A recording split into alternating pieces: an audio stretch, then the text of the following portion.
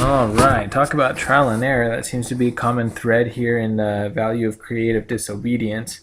I think I've had to restart every Screencast-O-Matic at least once every single week, and this week wasn't any exception to the rule. It was a nice week. I enjoyed the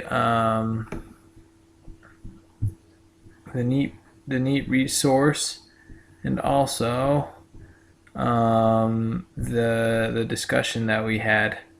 I really enjoyed reading other people's posts from last week and replying to their posts. A lot of people had I kind of feel like I'm the outlier on that article. A lot of people like the article on the disobedience. I did like the article. Although they had a lot of the author had a lot of good points. At some point, I just felt like she was pretty harsh in not giving her education any kind of credit at all. I mean, especially for where she's at in her life and being a therapist and having all of those all that education.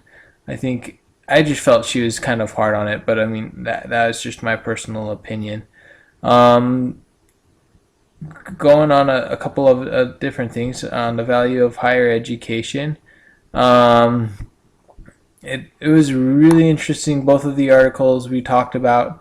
One was here on what does the value of higher education look like, and then let's see the other one. I'm trying to remember the title of this one. What it used to be and what it is now. I agree with a lot of what was said there, on kind of how much education is really worth to it. I think honestly it comes down to, I kind of wrote in my post about how, let's see, me and three other of my siblings are in college currently. My brother's in dental school, my sister's in nursing school. I'll be going into dental school here this year. Then again, my oldest brother, who kind of, a lot of people could assume that the oldest brother kind of paves the way for everyone. He didn't attend college. He ended up going into a lot of different things. Now he's kind of settling into real estate and selling a lot of land. But it kind of he decided that the traditional college education wasn't right for him. He's probably the smartest out of all of the siblings in school right now, but he just didn't go for that, And I think that's a personal choice on whether a traditional college education really fits your bill and whatnot.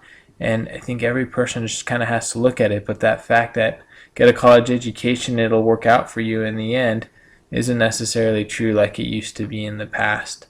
I wanted to go through briefly on the neat resource of fission and fusion. I had known about fission and fusion a lot. Actually, in my general chemistry class a while back, I think I took it 2 or 3 years ago.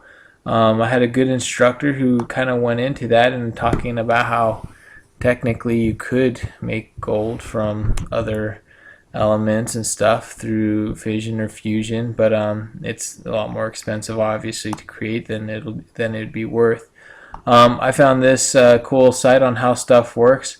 This is specifically how the power plant works, how it uses fission, and just like most sources of energy we have, it has to create steam, and the steam turns the turbine just like a coal. But the way the fission creates the heat, it uses a lot less. It creates a lot less toxic waste for the environment. This is another site that I did that specifically talks about nuclear fission and how it works, kind of how the molecules split with the. I'm trying to remember what it is that not a neuron, but in. Let's see. One of the molecules. I'm just having a little brain fart. An alpha particle. There you go. And so I thought that was a really neat project, kind of fun to review and exactly what's going on there. So until next week, this is my screencast.